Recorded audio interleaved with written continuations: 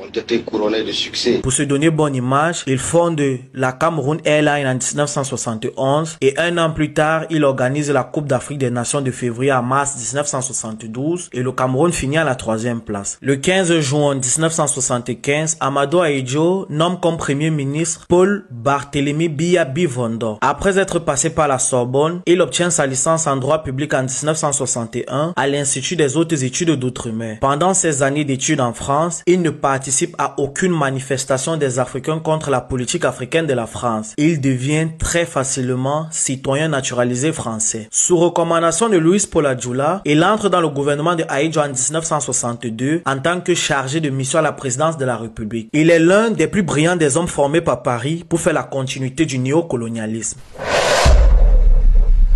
Bon, en 1977, le Cameroun devient un pays producteur de pétrole. Prétendant vouloir faire des réserves pour les temps difficiles, les autorités gèrent les recettes pétrolières dans la plus totale opacité. Les fonds sont placés sur des comptes parisiens, suisses et new-yorkais. Certaines personnes accusent alors le président de vouloir détourner les recettes de pétrole. Chose qui n'est pas vraie car malgré tout ce qu'on peut lui reprocher, le président Ahidjo n'a jamais détourné les caisses du pays pour s'enrichir. Il condamne aussi très sévèrement le détournement de fonds publics et la corruption. En 1980, après le simulacre de suspense qui caractérise ses déclarations de candidature, il est réélu à la tête de l'État.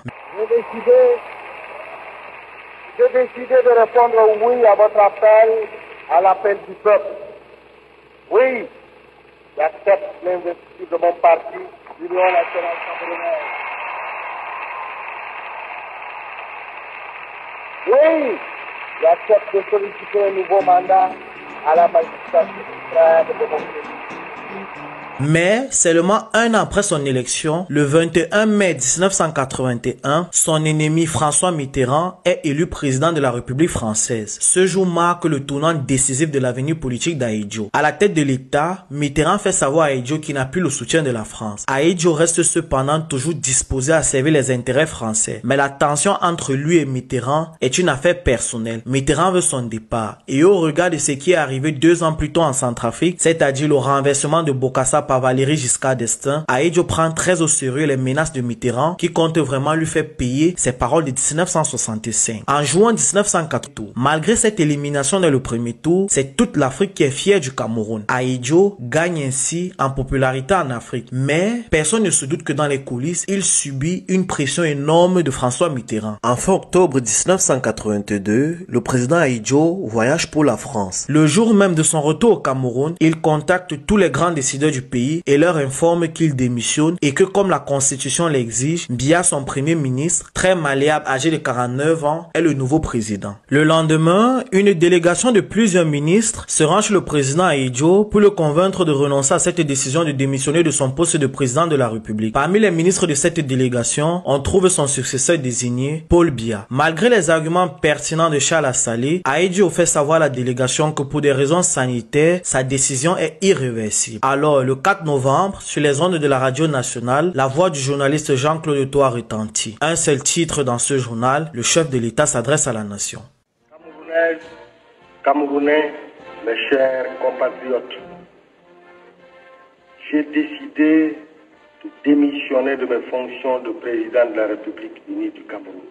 En cette circonstance capitale, je voudrais du fond du cœur remercier toutes celles et tous ceux qui, depuis bientôt 25 ans, ont accordé leur confiance et apporté leur aide dans l'accomplissement de mes lourdes tâches à la tête de l'État.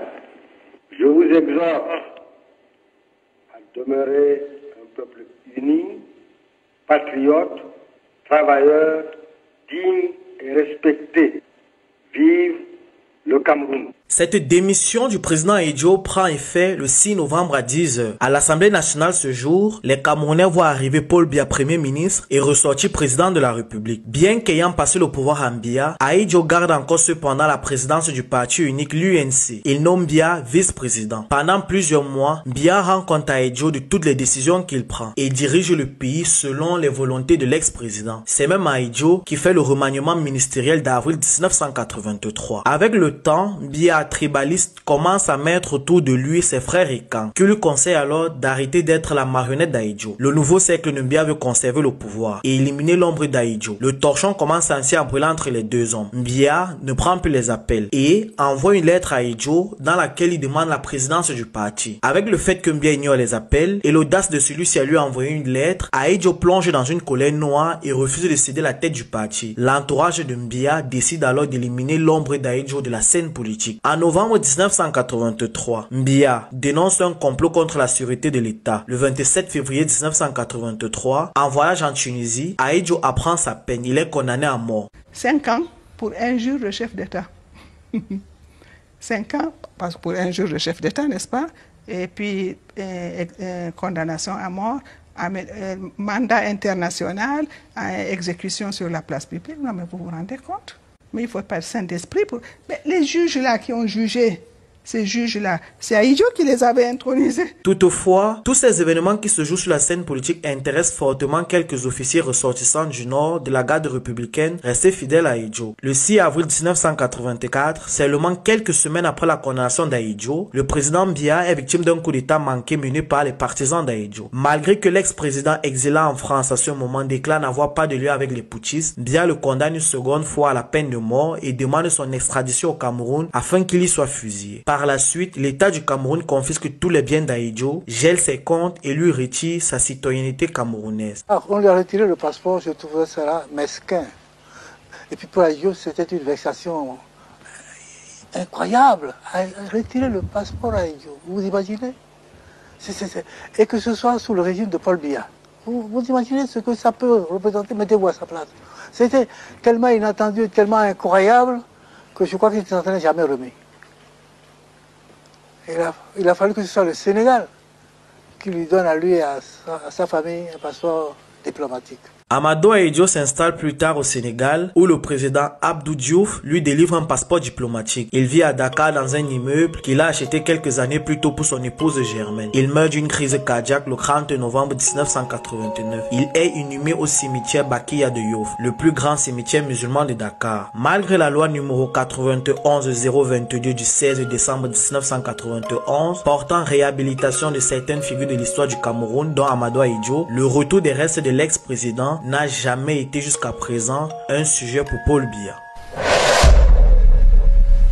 C'est l'histoire d'un homme qui a trahi son premier ministre et qui a été trahi par son premier ministre. On arrive à la fin de cette vidéo. N'hésitez pas, s'il vous plaît, à donner vos avis en commentaire, à faire des compléments d'information. S'il y a une fausse info que j'ai relayée, n'hésitez pas à la souligner si la vidéo vous a plu. Encouragez-moi avec un petit like, s'il vous plaît. Bon, c'était l'histoire d'Amadou Ahidjo.